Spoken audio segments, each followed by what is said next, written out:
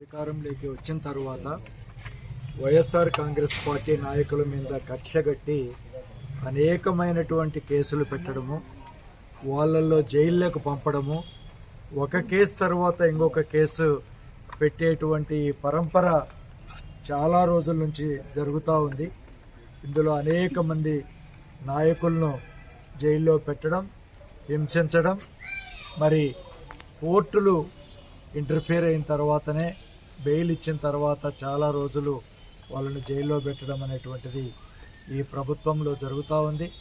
ఇంతకుముందు కూడా ఈ ప్రజాస్వామ్యంలో అనేక పార్టీలు వస్తున్నాయి, ప్రభుత్వాలు వస్తున్నాయి, కానీ ఈ విధమైనటువంటి రాజకీయ కక్ష ఎప్పుడైతే ముఖ్యమంత్రి గారు పొలిటికల్ గవర్నెన్స్ అనేది మా నానుడి, మేము దాని ప్రకారమే ఈ రాష్ట్ర ప్రభుత్వాన్ని నడపాలి అనుకుంటున్నాం. కాబట్టి పొలిటికల్గా మా నాయకులు ఏది చెప్తే దాని ప్రకారం ఈ ప్రభుత్వం నడుస్తుంది అనేటువంటి మాట ఎప్పుడైతే చెప్పినారో, అదేవిధంగా లోకేష్ గారు ఎలక్షన్కు ముందు ఏ విధంగా అయితే రెడ్ బుక్లో అనేక విషయాలు రాసుకొని దాంట్లో మేము కేసులు వీళ్ళందరి మీద కూడా ఎక్కువ ప్రతి ఒక్కరిని కూడా ఏ విధంగా వైఎస్ఆర్ కాంగ్రెస్ పార్టీ నాయకుల మీద ఏ విధంగా పెడతామన్నారో వాళ్ళిద్దరూ, ముఖ్యమంత్రి గారు తర్వాత విద్యాశాఖ మంత్రి గారు, వాళ్ళు ఇద్దరు మరి చెప్పిన దాన్ని బట్టి ఈనాడు రాష్ట్ర ప్రభుత్వం నడుస్తూ ఉంది. సో అందులో భాగంగానే ఇక్కడ ఈ బద్వేల్ నియోజకవర్గంలో కూడా ఇక్కడుండే నాయకులు కూడా మేము మిగతా వాళ్ళకి ఎందుకు తీసిపోతాం, మేము కూడా ఇక్కడ ఉండేటువంటి మా ప్రత్యర్థులను ఏదో ఒక విధంగా భయపించి బెదిరించి జరగబోయే ఎన్నికల్లో కానీ లేకపోతే రాజకీయంగా కానీ వీళ్ళందరినీ కూడా అన్ని విధాలుగా మరి కేసులు పెట్టి లోపల వేసేటువంటి ఒక ఆలోచనతోనే ఈరోజు పోల్రెడ్డి గారు జెడ్పీటీసీ గారి మీద ఈ కేసును బనాయించడం జరిగింది. నేను ఈ మాట ఎందుకు చెప్తున్నానంటే, ఈ కేసు 2011లో అప్పుడు సొసైటీల్లో కొన్ని ఏదైనా కూడా కొన్ని అక్రమాలు కానీ లేకపోతే కొన్ని ఇర్రెగ్యులారిటీస్ కానీ జరిగినటువంటిది దరిదాపు 14 సంవత్సరాల కిందట ఉన్నటువంటి ఈ కేసులు. దాని మీద ఎంక్వైరీలు జరిగినాయి. మళ్ళీ ఎంక్వైరీల్లో అన్ని విధాలుగా కూడా ఎవరి మీద మరి ఏదైనా ఉన్నా కూడా వాళ్ళందరి మీద కూడా ప్రభుత్వ సొమ్ము ఏదైనా ఇర్రెగ్యులారిటీ జరిగింటే అన్నీ కూడా కలెక్ట్ చేయడం ఎప్పుడో జరిగింది.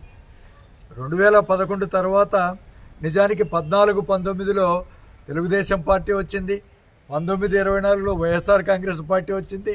అంటే 2 పార్టీలు మారిపోయినాయి. 3 పార్టీలు పోయిన తర్వాత అప్పట్లో ఏదో మరి విధంగా ఎక్కడనో ఏదో పట్టుకొని దాంట్లో మరి ఎవరిదో ఏదో అమౌంట్, నేను ఇంకా ఛార్జ్షీట్ పూర్తిగా చదవలేదు, చాలా ట్రివియల్ ఛార్జ్షీట్ దాని మీద పెట్టి మరి ఒక్క నోటీసు కూడా ఇవ్వలేదు ఆయనకు. ఒక జెడ్పీటీసీ సభ్యుడు, ఒక ప్రజాప్రతినిధి కేవలం ఏదో ఒక క్రిమినల్లా ఆయన తీసుకొచ్చి పోలీస్ స్టేషన్కి తీసుకెళ్ళి అక్కడ నుంచి కొన్ని ఛార్జెస్ అన్నీ కూడా పెట్టేసి లోపల పెట్టినటువంటి విషయం చూస్తూ ఉంటే, మరి ఇది ప్రజాస్వామ్యంలో ఇది ఎప్పుడు ఈ విధంగా ఉన్నప్పుడు ప్రజలు గట్టిగా మరి ఖచ్చితంగా హర్షించరు.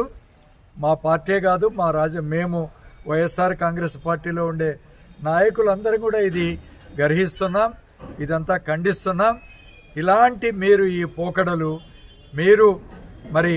మీరు కూడా దీనికి ఖచ్చితంగా మూల్యం చెల్లించుకుంటారు. ఇవన్నీ కూడా మీరు ఎన్ని అన్యాయాలు ఎన్ని అక్రమాలు ఈనాడు చేస్తున్నారో మరి ప్రెస్లో కూడా పెద్ద ఎత్తున ఈనాడు పత్రికల్లో కానీ అన్నీ వస్తున్నాయి. కాబట్టి ఏం చేసినా కూడా మీరు ఇలాంటి కక్ష సాధింపులు చేసినప్పుడు ఖచ్చితంగా మీరు తగిన మూల్యం మళ్ళీ చెల్లించుకుంటారు.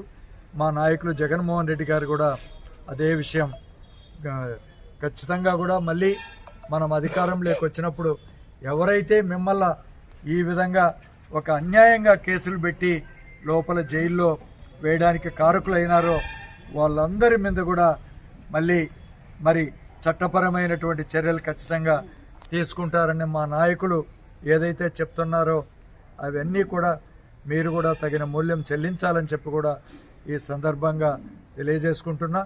ఖచ్చితంగా పోలిరెడ్డి గారు మళ్ళీ అతి తొందరలోనే బయటకు వస్తారు. కాబట్టి వైఎస్ఆర్ కాంగ్రెస్ పార్టీ నాయకులందరం కూడా ధైర్యంగా ఉందాం. ఇలాంటి అప్రజాస్వామికమైనటువంటి చర్యలను మేము పార్టీలో అందరం కూడా గట్టిగా ఖండిస్తున్నాం. నిజానికి ఈ పార్టీ చాలా బలంగా ఉంది, అందుకనే వాళ్ళ కడుపంట తెలుగుదేశం పార్టీ నాయకులకు. కాబట్టి దీన్ని అందరం కూడా గట్టిగా ఎదుర్కొంటామని చెప్పి కూడా ఈ సందర్భంగా నేను తెలియజేసుకుంటున్నాను.